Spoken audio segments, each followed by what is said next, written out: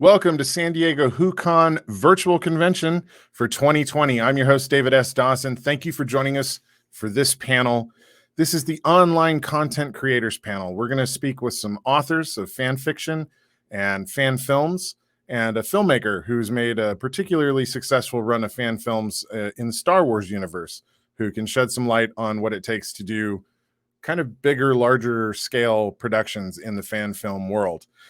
Before we get into the panel with them, I want to make sure that you are aware of Pegasus Rising at pegasusrising.org. That is the nonprofit organization that SD WhoCon supports. It is an organization that helps veterans who are suffering from such conditions as PTSD through animal therapy. They pair them with such animals as horses to use the horses and the relationship with the veterans to promote healing and help them, find their way back to a healthy life. So please check out pegasusrising.org. And if you have the ability to make a donation and help them with their cause, we would appreciate it. Now, let's get into our panel. I'm going to bring in Den Valdron to start with. Den, how are you doing? Hello there. Pleasure. How are you doing up in the icy north? Well, the snow hasn't quite hit yet. The geese are leaving. The polar bears haven't arrived. I'm doing fine. How far north are you? You're in Canada. In Canada, Winnipeg, Manitoba. We're about 500 miles south of the polar bear range, so it gets pretty cold. Yeah, that's ice trekker territory. Yeah. That's where the show was shot, actually. Yeah, I'm well aware. I love that show. How, Den, why don't you just tell our viewers a little bit about yourself and how you got into fan fiction real quick? All right. Well, basically, I've always been a sci-fi nerd. I remember when I was young, we didn't get Star Trek where I came from, so I grew up on the Star Trek novels. Around about the 80s, the 90s, I started writing fan fiction even before I knew it was a thing. And since then, I've gone on to be basically a mainstream writer. I've written novels, short story collections. I've done a lot of nonfiction, specializing in Edgar Rice Burroughs. I wrote a book on the Lex television series. And I've also discovered along the lines fan fiction and fan films. And I've thought it's absolutely wonderful. It's absolutely wonderful to see people creating these props, rebuilding the TARDIS console or the deck of the Enterprise or the costumes, putting it all on, and for no other reason than sheer love for the product, sheer love for the production. And I think, you know what, the best reason to do anything is because you love it. That's me. I can agree with that. Absolutely. When it comes to art, you got to love it, right? Mm-hmm. That's just the way it is.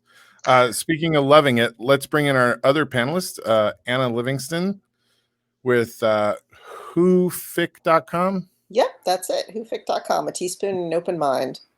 And you're the largest collection of fan fiction for Doctor Who on the internet, correct? To the best of my knowledge, yeah. We are the largest site devoted purely to fanfic from Doctor Who and related universes. So everything from Doctor Who itself to Big Finish to Sarah Jane Adventures, Torchwood, Class, original Doctors, you name it, we've got it. And in addition to being the moderator of that site, you yourself are also a fanfic writer as well. I am. I have been writing fic steadily since about 2006 or so. I think I have, technically 79 stories, but because one of those stories is actually a collection of 50 stories, it's really quite a lot more than that. Wow, that's impressive. How did you get into fanfic writing? That's a real good question. My background is actually, I have a degree in creative writing. Okay. But I got writer's block my senior year, which made writing a thesis a real interesting prospect. But somewhere, I literally stopped writing for like 15, 20 years, somewhere. But somewhere around like 2006, I just woke up and I had an idea for a story that starred Jack, of all people, who's not one of my favorite characters. And I know, we can talk about that, but it's really, that's a long story. But I've been writing ever since, and it's been so good to get back in the game. And honestly, I feel like some of the stuff that I've written as fic is better than the stuff that I got my degree for.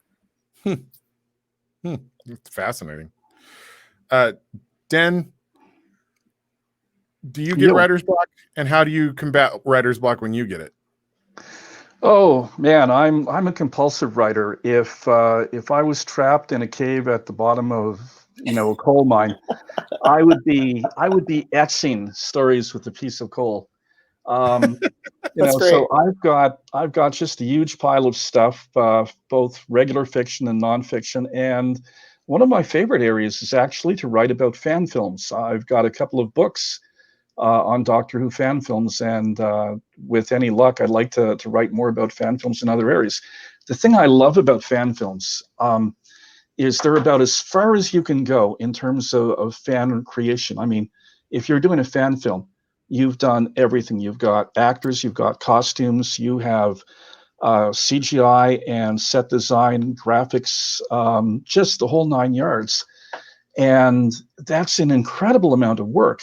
And so much of it is just so obscure. Finding the really great fan films is like finding a needle in a haystack. And that was why I started writing about them, to say, hey, people, have you heard about this? Go find it. It's amazing. It's worth looking up. Yeah, I actually I helped produce the San Diego Film Awards here in San Diego, and 3 years ago, we made a series of essentially fan films for the Film Awards that were kind of the interstitials throughout the entire show, and it was based on the idea of Marty McFly jumping into the TARDIS and racing through time to find a lost film award, and everywhere Marty went, it was the Old West, and then it was like Jurassic Park, and it was Frankenstein's lab, and and so every single vignette was a mashup of Doctor Who, Back to the Future, and whatever particular classic film genre we were visiting. That's lovely. It was an incredible amount of work, but it was so much fun, and it was incredibly rewarding. But you're right; it's the ultimate expression of fandom, right? To create your own film. And these things are literally part of us. It's built into the culture. I mean, this is Star Trek, Star Wars, Doctor Who, Marty McFly. These are all sort of universal things that are part of our identities. So in a sense, we're kind of giving back. I mean, 200 years ago, there was no distinction. 200 years ago, all the stories were public domain and common, and people were writing their own versions of the Greek gods' adventures or of Heathcliff and Catherine in Wuthering Heights. Now it's stories part of our nature. Maine. Yeah, absolutely. So I'm going to bring in our final panelist, Mr. Raymond Montemayor, who's a friend of mine and fellow filmmaker here in San Diego, who has one of the most successful fan film series in the Star Wars universe with his Star Wars Toy Stories projects. Ray, you want to tell us a little bit about Star Wars Toy Stories? Yeah, so it's a series of short films, and they're basically Star Wars meets Toy Story. So if you know, everyone knows Pixar's Toy Story, and it's about toys coming to life and having adventures with themselves and their owners. And I thought, wouldn't that be fun to do in kind of this Star Wars setting, using Star Wars toys and fans of Star Wars having adventures. And so you've done 3 of those movies so far, and you're working on a 4th, right? Right. Yeah. So I have those on screen right now, the titles. Yeah, and those are in chronological order, but the production's actually kind of mismatched. But my very first one, the Star Wars: A Toy Story, I did that in 2015. I followed that up with the Rogue One, and then The Toys Awaken, which you were a voice actor in, David, right? Mm-hmm. And that was 2018, 2019. And I'm in pre-production for our next one, Home Solo. But yeah, that's and these are like a lot of fun to do.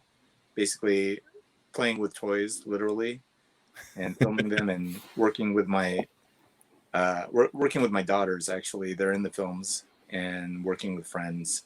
So it's been, and fellow Star Wars fans. So it's been a lot of fun. And recently, Star Wars: The Toys Awaken was the most recent film, and you won 2 awards at the Lucasfilms Star Wars Fan Film Awards: Best Stop Motion Animation and Spirit of Fandom. Yeah, those. So it was kind of a nerdy goal of mine to actually be officially recognized by Lucasfilm at their. I know they have these fan film awards intermittently. They had them regularly every year from like in the early 2000s. Like my 2000. My third short film I ever made was a Star Wars fan film for that.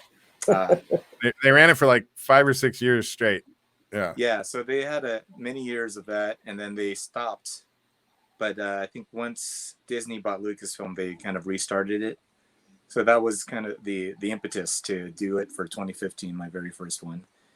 And I had no idea how to make a short film at that point, or how to write a story even. I mean, my background's engineering. But I figured out something that I wanted to make a story about, and then I just kind of went for it. I figured, what's the worst that could happen? They'll just not, they'll not like it, and that's that. But it ended up being a finalist for that year, which was great. But I wanted to really actually win it, so I kept working on it, and I made a couple more. And the last one that you were in, The Toys Awaken, is the one that won 2 awards. So yeah, and it's just a lot of fun. And so your desire and your goal was to have Lucasfilm kind of give some sort of seal of approval to your film. But it went even further this summer in the middle of pandemic. Who would have thought that this little film you made a year and a half ago would find yet another seal of approval? You want to talk about what happened in August? Yeah, it was actually really cool. So I had submitted my film for the San Diego Film Awards, and it did well there. It won Best Visual Effects for that year. Mm-hmm. And because it won, it was passed along to the New Filmmakers Los Angeles Film Festival. So it screened there, and that was great. And so it turns out that the New Filmmakers LA have a connection with Agbo, which is the Russo brothers production company. And was it last month? It was August 8th. August 8th, yeah. So they set up a charity screening event for this charity called Communities in Schools LA. And they set it up as a screening of Spider-Man Homecoming, and they wanted to show some family-friendly short films just before the main screening. And so the New Filmmakers LA forwarded several candidates, and they happened to choose our film, which was great. So we got to screen our film in downtown LA at their special drive-in event. Yeah, there's some great photos right before Spider-Man Homecoming. So that was super cool. Like, the fact that their production company shows our film. They said, hey, this is great, let's show it. And I was happy to be part of it. And David was there too. So it was great to have part of the family there. It was amazing. And my nephews came along, and they'd never been to a drive-in theater experience before. Wow. So their first drive-in theater experience, because of Ray, was getting to watch their uncle playing the voice of Yoda. Oh, that's so great. Wow.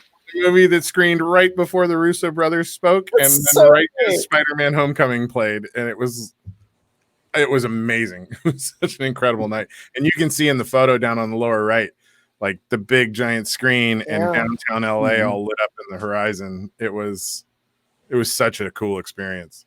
Yeah, but it's just a lot of roundabout kind of luck how it got on there.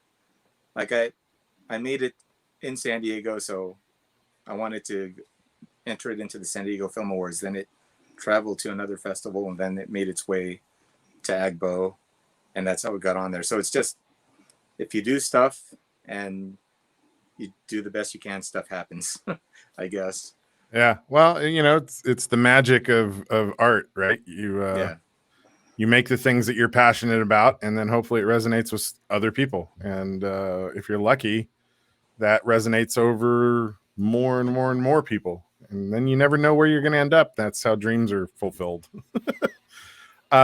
Before we continue on with the discussion, let's give everybody a little taste of the Star Wars Toy Stories films. How's that sound to you, Ray?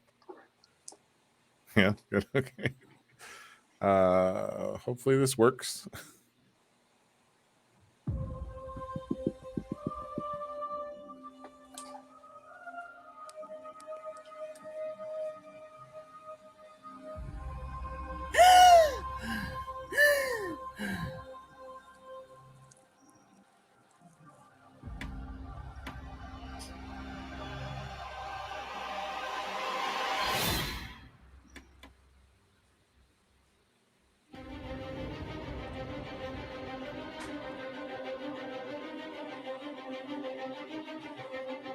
Han, Leia, Lucas put us all up for sale on Craigslist. What's the plan, kid?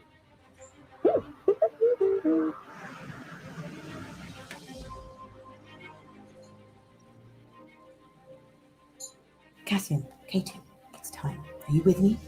Who are you? Finn, you must be Ray. Ray. My name is Ray? Han Solo. I'm captain of the Millennium Falcon. Chewie, say hi. Quick, log in.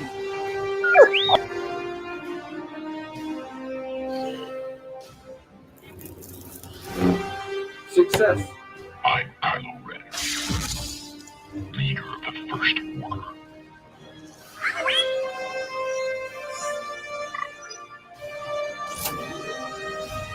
Hang on back there. We're looking for a Jedi Master. Yoda? You seek Yoda?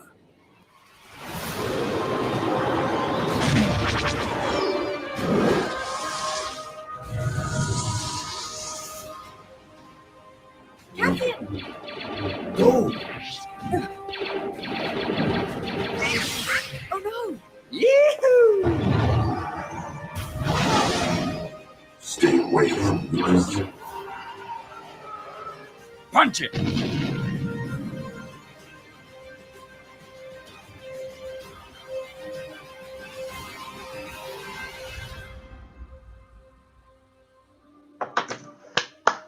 Oh, That's that is just delightful. Thanks. Yeah, I'm so proud to be a part of that project. You have no idea. So the thing that was getting me while I was watching that is we talk about family-friendly films, family-friendly TV series. Doctor Who absolutely fits into that mold. Star Wars fits into that mold. But when we're talking about fan fiction and fan films, the thing that I find interesting about it, and Ray actually embodies this, is you actually can create with your family these things that you love. Because Ray did these movies with his young daughters. And it's been a way he's been connecting with his children on this shared love for Star Wars. And Dan, you were talking about, fan fiction and fan films being the ultimate expression of the love that we have for various products and productions. I think it's kind of just a cool thing that, family friendly entertainment can become family friendly creation. Yeah, I agree. One of the things that you hear, well, somebody once said that an artist needs a brush, a sculptor needs a knife, and a filmmaker needs an army. It's one of those things that's almost never done single-handedly, and most of the really good fan films, most fan films are done by a group of people who just come together. It's a real bonding experience, Yeah. So it's always a collective thing. There's almost never one single person. It's almost always several people who get an idea, they come together and they do it. And it's friends, it's family, it's basically whoever isn't running away fast enough. Suckers. Anna, from a writing perspective, you moderate such a huge site of writers who write fanfic. What is that experience for you? Is it a community thing, or is it is the writing side of it still pretty much a kind of lonely endeavor? It's a little of both, but it's I mean, it's primarily a solo thing. And certainly this is fairly normal for fan fiction on any archive. If you go to Archive of Our Own, if you go to fanfiction.net, a lot of it is ship fic, in that there is some kind of romantic relationship, and that is explored in everything from some fairly tame kissing to some things that are somewhat less family friendly. Right. But there is absolutely plenty of stuff that's on the archive that is all ages friendly. And one thing that I like to keep in mind because one thing I do as I and the other moderators review the stories to make sure that they're acceptable for the archive, is we look at the rating level. And the thing that I keep in mind is I remember we got a letter at some point from a mother who was bringing her 8-year-old child to the site and reading stories to them at night, like bedtime stories. And I thought, like that, first of all, that's adorable. And second, like, I want to make sure if somebody's reading their 8-year-old kid bedtime stories from the site, the stuff that's rated all ages better be all ages. All ages, yes. Yeah. So I'm very careful when I review stuff for rating to make sure that it hits that. But yet, there are occasionally some stories that come in where people have authored them with siblings or have authored them occasionally with children. It's rare, but it does happen. But I think that it's good. This is all just writing practice in a lot of ways. Mm-hmm. And certainly I started writing when I was, a preteen, and wrote all through high school and eventually turned it into my college degree. And I've written nonfiction books since then. And there's no reason that a kid who's, even well below the preteen ages can't enjoy this, as long as it's, of appropriate content. Right. Well, I think it's interesting. Den, you were saying before that, there wasn't copyright forever, and people just kind of modified things and created new things out of the stuff that existed already. And we always kind of build on the things that came before. Even Star Wars is just a buildup on top of Flash Gordon and multiple other movies. The Hidden Fortress came before it. Yeah, Kurosawa's Hidden Fortress. You've got the World War II movies with all the fighters, fighters floating around in the Sea of Japan. There was a lot of sources. The old movie serials for Star Wars, and Lucas managed to put them together and package them in a really appealing way. But let's be honest, there are only really 7 stories in the entire world. There are only like a half dozen real locations in the real world, and they go in and out of fashion. And we live in a world or an environment where nowadays these are able to be trademarked, to be able to be copywritten, to be able to be distributed to the public in a massive way. So what we've got is basically owned universes, where in the past, the universes of storytelling were basically public domain everywhere.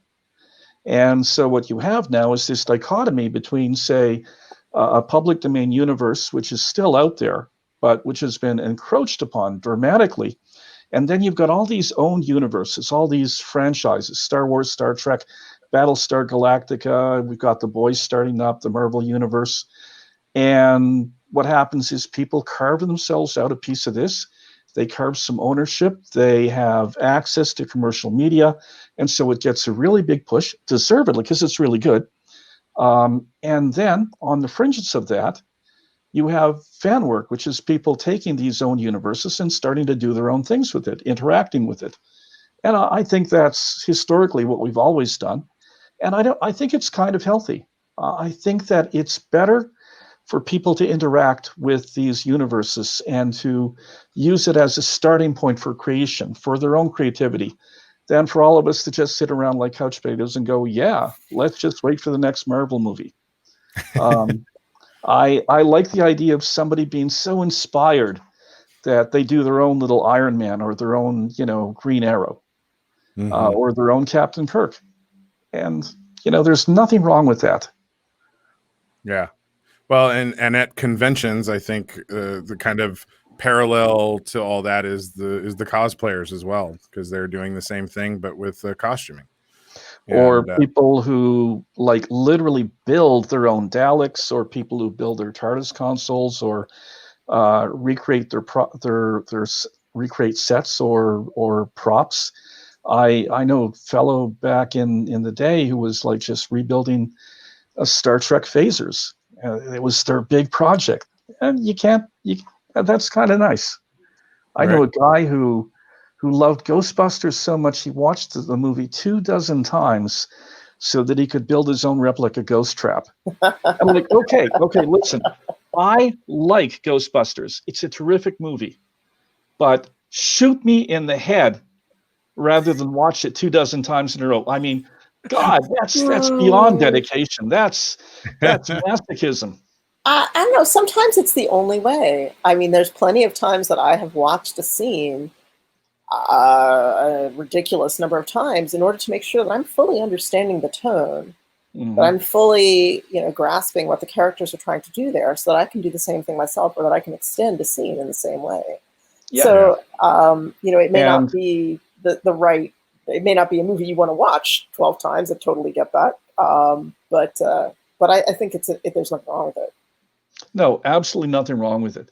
And the moral is, he really, really wanted to build a ghost trap, a really good, accurate ghost trap. And he did. And there's a reason why I'm never going to be able to build a ghost trap. And that's fine. What about you, Ray? How often do you watch the Star Wars movies to re-energize your storytelling ideas for the Toy Stories? Well, for my films in particular, like, you notice they're kind of centered around particular movies, like The Toys Awaken, The Force Awakens. The Rogue One is focused on Rogue One characters. So while I was writing those, I wouldn't have those particular movies playing in the background, so I could kind of study it a little bit and try and bring some of that spirit into my films. Actually, the Rogue One, I couldn't do that because I had to finish that film before Rogue One actually came out in theaters. So it was all based on that's a challenge. All based on the trailer. Based on trailers and what I could read up on the characters. But ever since the COVID lockdown happened, I took it as an opportunity to watch all the Star Wars with my daughters. Although they've been in a couple of my films, they had never seen any Star Wars, and they're 9 and 11. And I don't know, maybe I was waiting a little bit too long, but I just remember watching things at an early age that maybe I should have waited a little bit. Like, I saw Poltergeist way too early. Are we the same age? Yeah, and I always thought that the Uncle Owen and Aunt Beru death scene in Star Wars was kind of horrific when I watched it, and I didn't want to traumatize my kids. But but I thought, okay, let's watch all the Star Wars. So we watched all of the films. We watched the entire Clone Wars series, Rebels, The Mandalorian. Just everything. So it's like been Star Wars town at home for the last few months, which is great. And they're actually rewatching Clone Wars again. Like they want to go back now and kind of spend more time watching Clone Wars. But yeah, it's there's like so much content, so much Star Wars content that you can kind of watch and get inspired by. Yeah. Well, even in the newer films, the guys who were making the droids were, Fans. guys building droids randomly when there were no movies being made and doing a bang up job of it. And, JJ was like, we should just bring them to make the droids. So, cool. These creations of passion and love, like a ghost trap, let's say, can unexpectedly lead you places. Like, you just don't know, But I always say, in any endeavor, the most important thing is to show up. And if you love something enough that you want to be a part of it, you got to show up. And I think that's what fanfic is. I think that's what fan films are. It's what cosplay is. It's people showing up and exposing their love for that particular universe. And who knows, sometimes when you do that, magic and dreams happen, right? Mm-hmm. Yeah, there are a number of stories or instances where people who wrote fanfic have crossed over into the professional area. I think 50 Shades of Grey is an example of that, although maybe not an example anyone wants to really admit to. And I know that there are a few films I've seen with Doctor Who and Star Trek where the people who were involved actually went on to do real work in the professional industry. In fact, I know of a few people who worked on Doctor Who fan films in various capacities who went on to work for the real show. So, and in the Star Trek universe, there's actors who work in the big shows who've migrated over to working in the fan films. Yeah, exactly. Which I think is incredible. Well, wasn't it? Go on. Gods and Monsters, starring Walter Koenig and Nichelle Nichols. They got to be center stage, and they got to be older actors who had parts written around them, characters that they had developed but never really got a chance to showcase in full. And so, yeah, definite opportunity. What's his name? Thomas Jane, after he did one of the Punisher movies, later on, he did a Punisher fan film. Basically, the Punisher does his laundry. And I have no idea why he would do it, except he must have really liked the character. Right. Or just loved the idea of the character doing his laundry. Mm-hmm. There you go. Anna, you were starting to say something. Yeah, I was going to say, I believe that the credits sequence for series 10 and possibly series 9, it was done, but it was based on a fan's credit sequence. Yeah, that was with the spirally time. Yeah, which is great. Oh, yeah. I remember seeing that particular piece of artwork on YouTube and going, oh, man, they should totally use this. This is amazing. And sure enough. There it was. I was like, oh. Yeah, I have immense respect for fans' work show up in the real thing. Like, I think in some ways that's such a beautiful tribute from the makers of the original work to say, hey, we recognize the love and the passion that the fans are doing. Yeah. We want to bring it in as well, And historically in this fandom, as Den was saying, there has been a huge crossover between the fans and the actual writers of the show. Mm-hmm. Stephen Moffat wrote fan fiction even less than I would say probably 5-6 years ago. He wrote Missy / Delgado Master fan fiction in Doctor Who magazine. It's delightful. Paul Cornell has written fan fiction. There's plenty of fanfic authors out there who have moved on to both roles on the series and roles in Big Finish. So I think it's great that there's this crossover, this cross-pollination.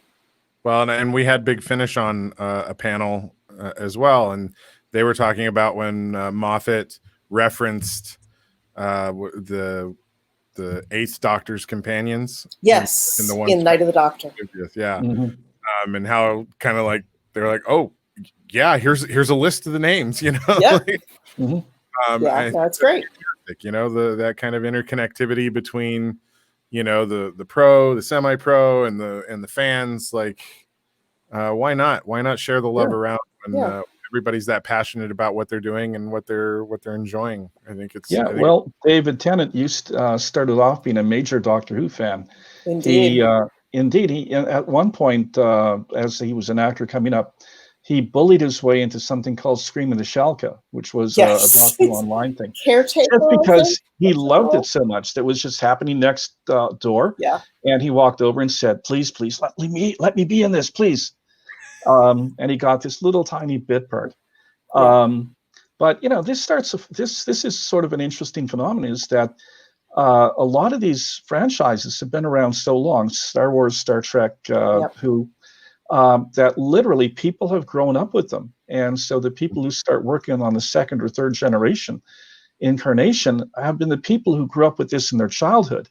Yes. This is literally part of their world. And so they're thrilled to be able to come into it. Not all of them. Some Some people in Star Wars will just come into it as a complete stranger. Some people in Doctor will say, yeah, I never read it. I never watched the show as a kid. No, it's like, we were doing serious things as a child. But come on. Whatever. Yeah. Now, the person I think of is Cormac, who was a DS9 fan fiction writer who got plucked out of DS9 fan fiction to begin writing actual tie-in novels. And at this point is such a well-known and beloved tie-in author that they have named #1 on Discovery after her. So, I mean, I think there's plenty of room for, like, there's no reason the tent can't be wide enough for all of us, for the fans and the pros to cross over. Right. Well, and it's an interesting thing because these franchises have existed for so long. Yes. The original storytellers are no longer part of it. Right. So in some ways, all of them are fanfic now. Right? Yeah, that's fair. Doctor Who's nearly 60 years old. It's getting close to 60. Yep. And Star Wars is in its 40s. Yeah. Star Trek is also pushing 60, 70, something like that. Oh, it's 67, 68. Am I wrong? It's they're all up there. Yeah. Yeah. Well, even a lot of these old relaunched franchises that come back up. I mean, people grew up on the Wild Wild West, and while somebody said, "Hey, yeah, wouldn't it be great to do the Wild Wild West as a Will Smith vehicle?" I think that it didn't turn out so well. Sometimes there's a misfire, but the point was that I don't think the Wild Wild West came back as a movie because there was a giant fan base waiting for it. I think the Wild Wild West came back as a movie because the people who grew up on the Wild Wild West thought, I want to make this movie when I get to Hollywood, when I'm all grown up. I want to make one of this. And so, I think a lot of these franchise revivals we see over and over again in different areas is not so much commercially driven, but driven by kids who grew up as fans and now they've gotten to Hollywood and they want to see it. Yeah, definitely. If you were getting ready to write your next piece of fanfic, if it's not Doctor Who, what would you like to write in? Are you asking me or her? This is for all of you. I'd like to hear where all three of you would go. If you were sat down and told, "Hey, we need you to write some fanfic, but you can't be doing Doctor Who," where would you go next? And in your case, Ray, you can't do Star Wars. So, Okay. what would you want to write in next? I have an answer if nobody else does. Go ahead. Okay. I would write for the Americans. Oh, okay. I've already written one. I've written one story for the Americans, but this is a show that speaks to me really on a visceral level because I grew up in the DC area. I'm born in 1970, so I am just about I'm like right between the ages of their two kids. So I know the area at that time period, and like they really put some time into making it feel real if you were from there. Like using commercials that I remember seeing growing up as a kid. So that era really speaks to me, and if I could nail their voices, like I did the one story I did was Claudia and Gabriel, but I would love to write a longer spy story involving them. Cool. Very cool. I think I would write the DC cinematic universe. Why? Because my God, they've done it so badly. It's awful. It's awful. I have no idea what they're doing from one movie to the next. Sometimes they're just diving right off the cliff. I'm going, what the hell? And there are so many characters and so much opportunity that, you just want to grab a piece of that universe and put it through some paces, see what you can do with it. Just because of all the missed opportunities, all the The flubs, you just want to pick it up and do it right, or at least do something meaningful. And in fact, as far as I'm concerned, the show on Amazon, The Boys, that's nothing but a DC Cinematic Universe fanfic. And everybody knows it, you know. Raymond, what about you? So I think the easy answer would be Star Trek, because I'm a big Star Wars fan, but I also grew up with Star Trek, the original series, and The Next Generation was really my show growing up. But I think I would try and do something in the Tron universe. So Tron was one of my favorite films growing up, the original Tron. The Tron Legacy, which came out like 10 years ago, I think it had mixed reviews. Yeah, but I enjoyed it. But I always thought that they should have. I don't know if there was an audience for it, but try and expand that universe. So if I were to do something else besides Star Wars, I think I'd try my hand at something in Tron. That's a good idea. Did you see the cartoon? I have gotten through, probably since I got Disney Plus, I think I've gotten through Tron Uprising, 5 or 6 episodes.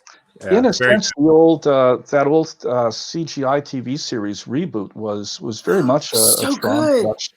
Oh yeah. Which series? Reboot. Reboot. Don't ignore the modern reboot or recreation of it, because it's just Power Rangers crap. But back about 10, 15 years ago, there was a CGI series called Reboot that was just brilliant. It ran for about 3 years. It just kept building in terms of quality.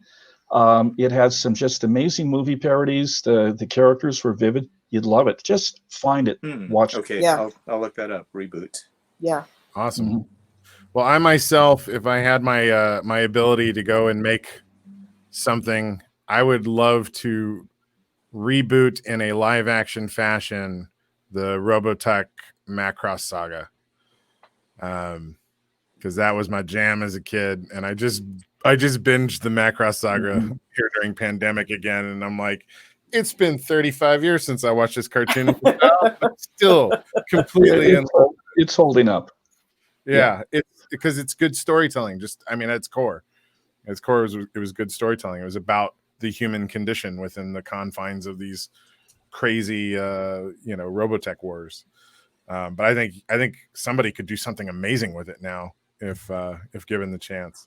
So this has been a fun panel. It's been an honor getting to talk with all of you. As a fan filmmaker myself, actor, writer, director, producer, I love talking to other people who appreciate the passion that goes into being a fan. And Den, Anna, Raymond, thank you guys so much for your input and your insight.